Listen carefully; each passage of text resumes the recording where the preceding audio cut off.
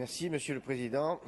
Monsieur le Président du Conseil exécutif, chers collègues, ce lundi 22 février au matin, une vingtaine de jeunes militants se sont introduits dans la préfecture d'Ajaccio afin de faire respecter les droits de Pierre-Alexandre et d'Alain Ferrandi. Entrés de manière pacifique, ils ont rencontré le préfet de police pour faire valoir leurs revendications. À l'issue de cette rencontre, ils ont été évacués de manière brutale par les forces de l'ordre. Nous condamnons les violences policières et nous n'accepterons pas qu'au sein de nos locaux, des jeunes Corses entrés de manière pacifique pour demander justice se fassent matraquer. Alors que la situation est plus que tendue, ces dérives étatiques entraînent une montée de l'exaspération et pourraient conduire à des situations de violence. Nous estimons que la reprise du dialogue est plus que nécessaire pour aboutir à une solution conforme au droit sur la situation des prisonniers et au-delà. Certains ont pour habitude de nous reprocher notre militantisme, mais nous l'assumons. Nous sommes des militants politiques, avant tout, et c'est en ce sens que nous sommes et que nous serons toujours aux côtés de ces jeunes et de tous ceux qui se battent pour leurs idées. Ainsi, nous souhaiterons savoir, Monsieur le Président, quels échanges avez-vous eu au sujet avec le préfet de Corse et quelles sont les voies et les moyens que vous comptez mettre en œuvre pour lutter contre cette répression et au-delà pour faire respecter les droits des Corses. Merci. Merci. Donc la réponse par le président du Conseil exécutif. Monsieur le conseiller territorial Caramigo, je ne pense pas que le cas d'une question orale, je comprends très bien que vous la posiez, mais je ne pense pas que le cas d'une question orale et la réponse que je vous dois soient adaptés pour faire le tour d'une situation aussi complexe, aussi lourde et aussi douloureuse. Donc moi je rappellerai simplement quelques principes.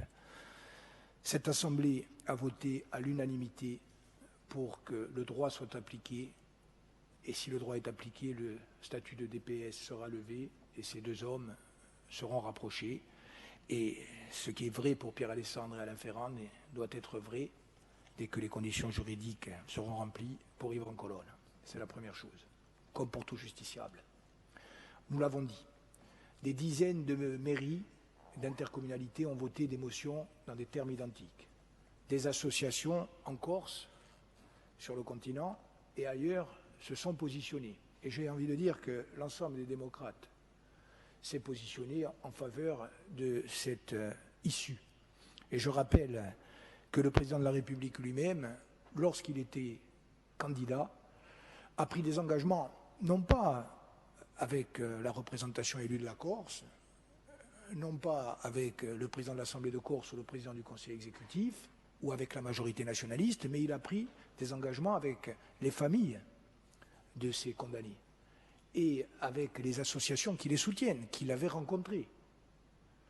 Donc, moi ce que je dis, c'est que ce que nous devons faire, c'est que le droit s'applique et s'applique le plus vite possible.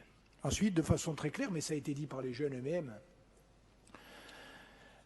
y compris dans des termes vifs, croire ou feindre de croire que ces garçons et ces filles prennent leurs instructions auprès de partis politiques, de la majorité nationaliste ou des élus nationalistes, c'est se tromper totalement.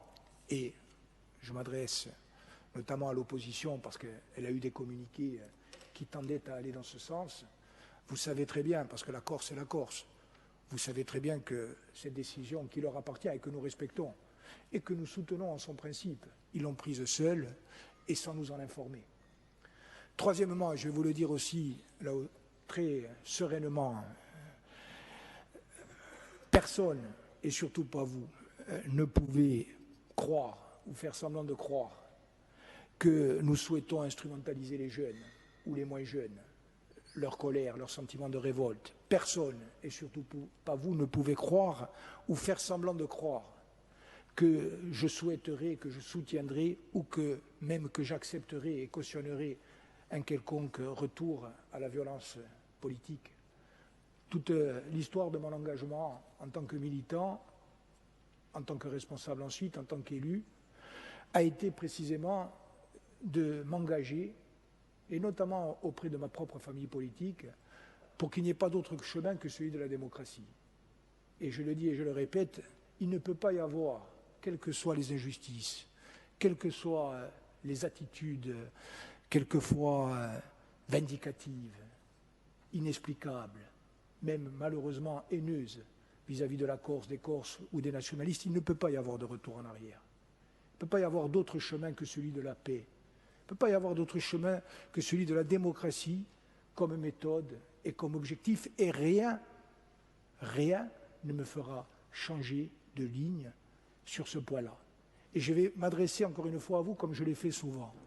Nous sommes mieux placés tous ensemble, mieux placés que quiconque pour savoir ce qu'endure un pays, un peuple, des générations, des jeunes, lorsque la violence politique vient miner les rapports sociaux. Les enfants, je dis les enfants, les jeunes gens qui étaient là-bas, vous connaissez leur histoire, pour beaucoup d'entre eux, leur histoire personnelle. Vous savez de quelle douleur, de quel drame, de quelles difficultés ils sont issus et avec quelle souffrance ils ont dû se construire. Je suis sûr qu'aucun de nous ne souhaite cela, ni pour eux, ni pour d'autres. Et nous savons toutes et tous que si nous ne réglons pas le problème qui est en train de se reposer hors notre volonté, dans des termes qui vont possiblement nous conduire à des catastrophes, ce que nous ne voulons pas. Vous savez très bien que celles et ceux qui seront en première ligne demain, ce sera peut-être nous, mais ça sera surtout nos enfants à toutes et à tous, et peut-être nos petits-enfants. Et ça, en tant que femmes et hommes, en tant qu'élus, en tant que citoyens, en tant que responsables politiques, nous ne le voulons pas, et tout simplement, nous devons tout faire pour que ça n'arrive pas. Et moi, je continue à penser qu'il y a un chemin pour la paix et pour la construction politique, d'une solution politique. Et dans cette solution politique, il y aura le retour en Corse de Pierre Alessandri, d'Alain Ferrand et d'Yvan Collol.